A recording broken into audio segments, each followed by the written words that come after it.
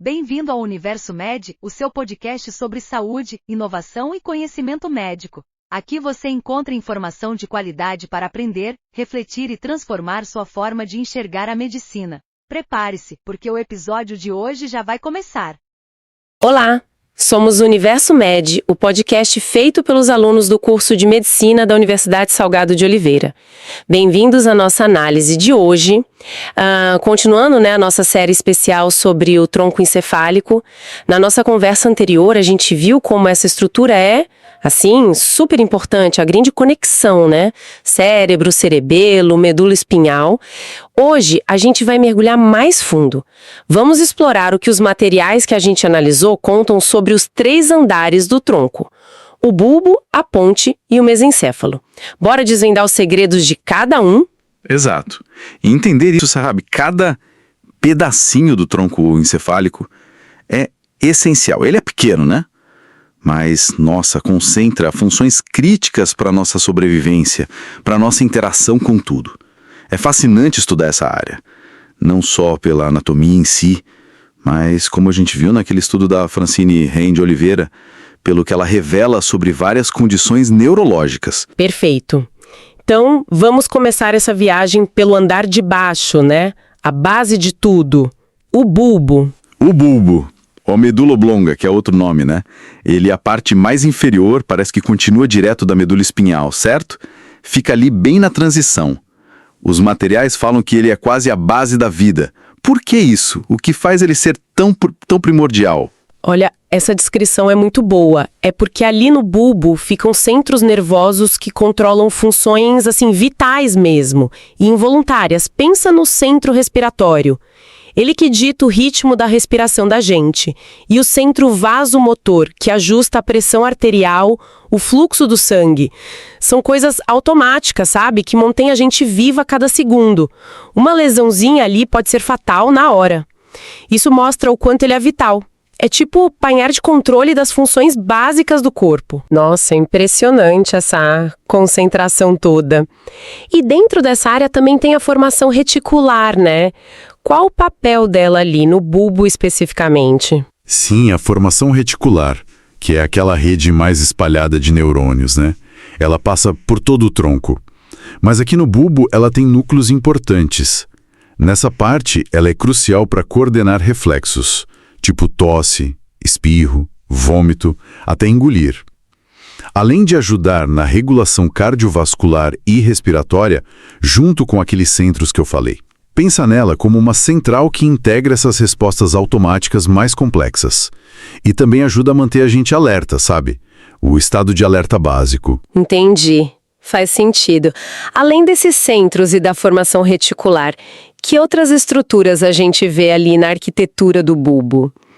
Os documentos que a gente leu destacam as pirâmides e as olivas. Exatamente. As pirâmides bulbares, elas são bem visíveis na frente, na parte ventral. São basicamente feixes bem compactos de fibras motoras que descem lá do córtex cerebral, os tratos córtico-espinais. E é bem ali, na chamada decussação das pirâmides, que a maioria dessas fibras cruza para o lado oposto do corpo. Ah, por isso que um lado do cérebro controla o outro lado do corpo. Isso, é por causa dessa decussação aí. E do ladinho das pirâmides, a gente tem as olivas bulbares. São umas elevações que têm núcleos importantes, especialmente o núcleo olivar inferior. Esse núcleo funciona como uma estação retransmissora, Manda informações sensitivas, principalmente de propriocepção, ou seja, sobre a posição e o movimento do nosso corpo lá para o cerebelo. Ajuda a refinar os movimentos. Essa organização explica bastante coisa do controle motor e os nervos cranianos que saem dali ou tem núcleos ali. Se tiver uma lesão nessa área, como que afeta as funções do dia a dia, tipo engolir, falar? Olha, o bulbo é a origem ou tem núcleos ligados a nervos cranianos essenciais, principalmente o glossofaríngeo, que é o IX, o vago, X, o acessório, XI e o hipoglosso, X2. O IX e o X, por exemplo, por meio de núcleos como o ambíguo, são vitais para a gente engolir e para falar. Lesões ali podem dar disfagia, dificuldade de engolir, ou disartria, que é a dificuldade para articular as palavras. Já o nervo hipoglosso, o X2, controla os movimentos da língua. Então, se ele for afetado, pode dar problema na fala e até para mexer a comida na boca. É uma área pequena, mas com impacto funcional gigante. Realmente, uma área mínima com responsabilidades enormes. Agora, subindo um degrau, né, para o segundo andar, a gente chega na ponte. O nome já diz bastante, né? Sem dúvida. A ponte fica ali, entre o bulbo embaixo e o mesencéfalo em cima, e na frente do cerebelo. Ela funciona mesmo como uma conexão massiva. O nome, que foi dado por Varolio, descreve perfeitamente a função principal dela: servir de ponte de comunicação, especialmente entre os hemisférios do cérebro e o cerebelo. Isso acontece por causa dos núcleos pontinos, que recebem informação lá do córtex cerebral, e também pelos pedúnculos cerebelares médios, que são aqueles feixes grossos, transversais, que a gente vê na frente dela. Eles que projetam essa informação para o cerebelo. Entendi. Sem essa comunicação boa, a coordenação motora fina, o aprendizado motor, ficariam muito ruins. Os movimentos seriam todos descoordenados, sabe? Meio caóticos. Faz todo sentido essa ideia da ponte para coordenação. E quais funções do rosto ou sensoriais dependem direto da ponte, considerando os nervos cranianos que estão ali, que os materiais falam que são do V ao oitavo? Correto. A ponte é um ponto-chave para vários nervos cranianos importantes. O trigêmeo, o V, que é o maior deles, sai pela lateral e cuida da maior parte da sensibilidade do rosto e dos músculos da mastigação. Ah, o da neuralgia do trigêmeo. Esse mesmo. Uma lesão nele pode dar desde dormência no rosto até aquela dor terrível da neuralgia. Mais para baixo, naquele sulco entre a ponte e o bulbo, saem outros três. O abducente, V, que controla o movimento do olho para fora, o facial, V7, essencial para os músculos da expressão facial, sorrir, franzir a testa, e também para a parte do paladar, e o vestíbulo coclear, 8, que traz informações de audição e equilíbrio lá do ouvido interno. Nossa, então problema na ponte pode dar visão dupla, paralisia facial, perda de audição, vertigem. Exatamente, um monte de coisa. O verdadeiro centro de controle para nossa interação com o mundo, né? Pelo rosto e pelos sentidos. Além dessas conexões e nervos, tem mais alguma função importante acontecendo nesse andar? Sim, sim. A ponte também tem partes da formação reticular, continuando aquelas funções de regular o alerta e o ciclo de sono e vigília. Inclusive, tem os núcleos na ponte que são essenciais para gerar o sono REM, sabe? Aquela fase que a gente sonha. E tem estruturas importantes ali também, como o locus coeruleus. É um núcleo-chave na produção de noradrenalina, fundamental para a atenção, para o alerta, para a resposta ao estresse. E também tem núcleos da RAF, que produzem serotonina e ajudam a modular o humor, a ansiedade, o sono. Alterações nesses sistemas podem estar ligadas a distúrbios de humor e de sono. Entendi. A ponte é bem mais que só uma passagem, então. Complexa também. Chegando no topo do tronco encefálico, o mesencéfalo. Qual o papel desse último segmento, o mais superior? O mesencéfalo é o pedaço mais curto. Ele conecta a ponte que está logo embaixo com o diencéfalo, que inclui o tálamo e o hipotálamo, que está mais para cima. Ele tem papéis cruciais no processamento sensorial e no controle motor.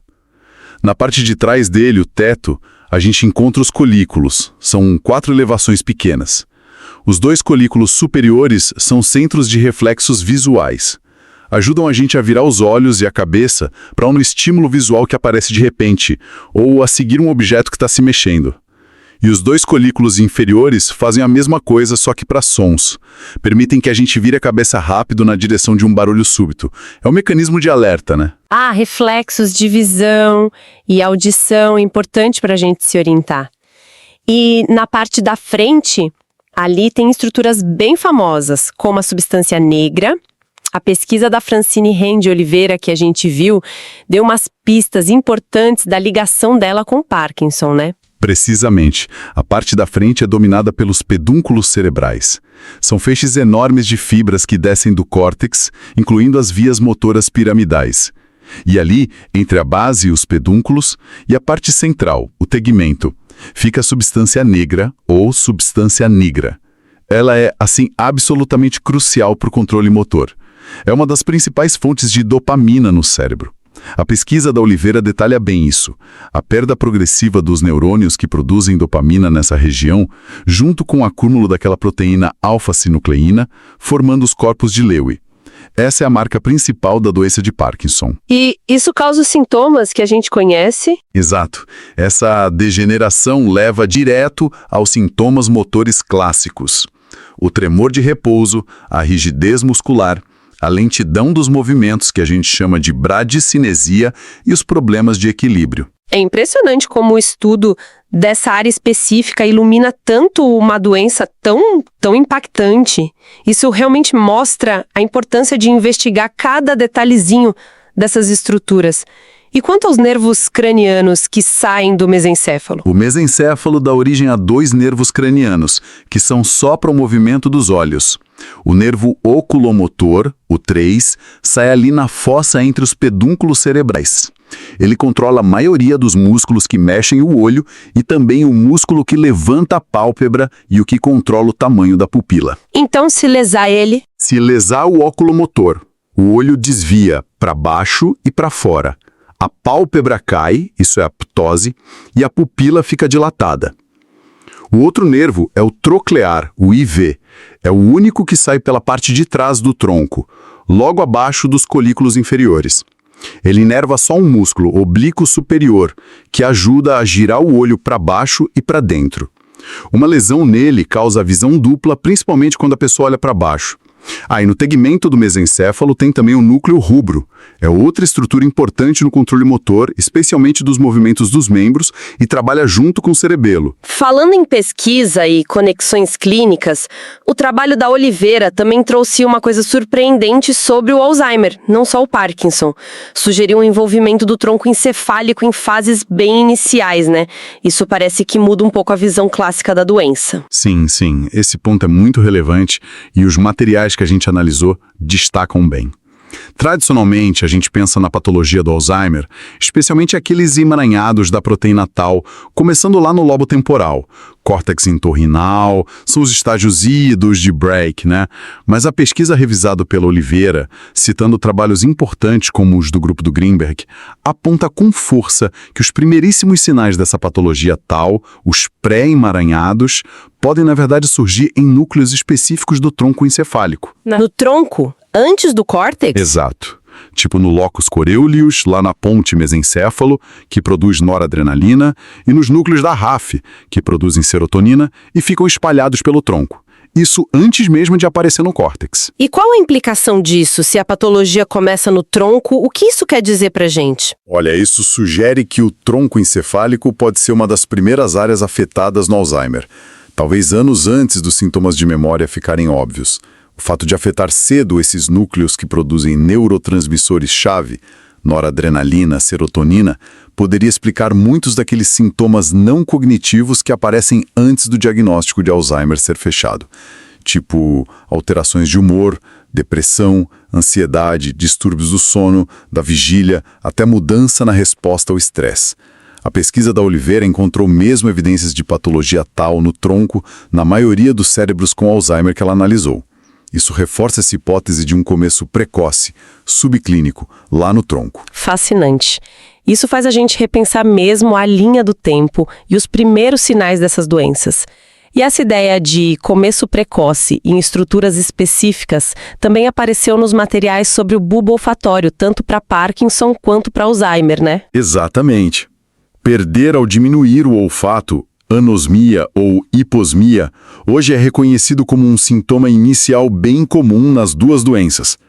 Pode aparecer anos antes dos sintomas motores no Parkinson ou dos cognitivos no Alzheimer. Os estudos que a gente viu mostram que a patologia típica de cada doença, os agregados de alfa-sinucleína no Parkinson e as placas de beta-amiloide e emaranhados de tau no Alzheimer, podem ser achadas lá no bulbo olfatório em estágios muito iniciais. Isso levou à hipótese de que o sistema olfatório, por ter essa conexão direta com o ambiente e certas vias no cérebro, poderia ser tipo uma porta de entrada, sabe? Ou um dos locais onde o processo da doença começa em muitos casos. O trabalho da Oliveira também investigou isso e encontrou depósitos de tal em alguns bulbos olfatórios que ela analisou. Bom, investigar essas regiões, que às vezes a gente pensa que são mais básicas, pode revelar tanto sobre doenças tão complexas. Bom, recapitulando então rapidinho. A gente tem o bulbo como centro de controle das funções vitais mais essenciais e dos reflexos básicos, a ponte atuando como uma central de conexões crucial, especialmente para coordenação motora e ligada também à sensibilidade facial, audição, equilíbrio. E o mesencéfalo, gerenciando reflexos visuais e auditivos, movimentos dos olhos e abrigando a substância negra que é vital para o controle motor e está diretamente ligada ao Parkinson. São 3 andares com funções bem distintas, mas totalmente integrados, né? Trabalhando juntos. Perfeitamente resumido, o tronco encefálico é uma obra-prima de compactação funcional. A densidade de núcleos vitais, de vias que sobem e descem ali é tão grande que mesmo lesões pequenas podem ter efeitos devastadores e muito variados. O estudo detalhado que a gente fez hoje, baseado nos materiais, não serve só para entender a anatomia. É essencial para decifrar a origem de muitos sinais e sintomas neurológicos. E como a gente viu com a pesquisa da Oliveira, pode até dar pistas sobre os estágios mais iniciais de doenças neurodegenerativas. E é justamente sobre as consequências clínicas, né? O que acontece quando dá problema nessas estruturas, que a gente vai conversar na nossa próxima análise. Vamos explorar algumas síndromes específicas do tronco encefálico e o que elas ensinam pra gente sobre essa orquestração tão delicada que acontece ali. Fica a reflexão final, então. Como é que pode uma estrutura tão pequena e relativamente antiga na evolução ser responsável por tanta coisa? Desde o ritmo do coração até a nossa capacidade de reagir a um som ou seguir um objeto com os olhos. E ainda ser talvez o palco inicial de doenças que afetam milhões de pessoas. A complexidade, a importância e, ao mesmo tempo, a vulnerabilidade do tronco encefálico são de fato algo notável. Justifica toda a atenção que a gente está dedicando a ele aqui.